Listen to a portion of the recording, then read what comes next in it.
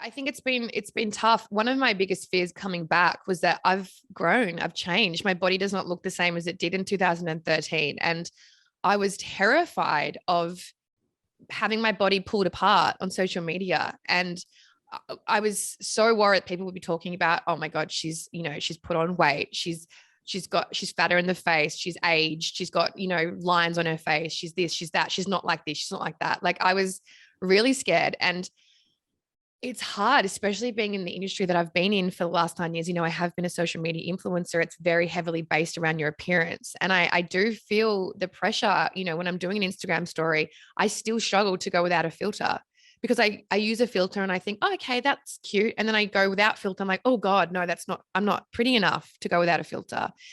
And so I've already been in this industry where my image and my face and how I look is so much a huge part of my everyday.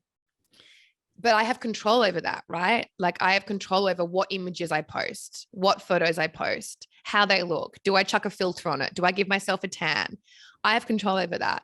Whereas going back on television now, being older, being almost 35, I don't have control in what they're showing. And it's been hard to see certain angles of me. I see me first thing in the morning and my bags are, down near my nose and they're dark and my skin looks saggy, or there's a photo of me by the pool and I've got a couple of tummy rolls, or I think my arms look big. But so yeah, it's been really hard. I've definitely found myself watching certain scenes and wanting it to hurry up, wanting it to get off the air. Like, oh my God, I look awful there. Please just cut to somebody else. And I think with the social media images they supply us to help promote the show, I very rarely like any of them because I'm just like, I just look so old, ugly.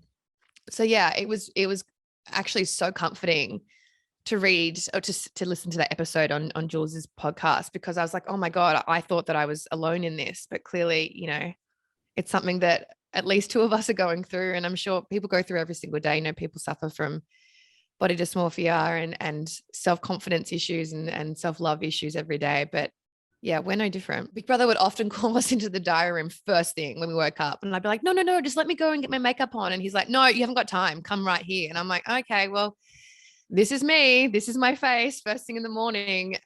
Yeah, I think I feel added pressure in my line of work to always be perfect and always look perfect and live this, Instagram highlight real life. But that's just not real life.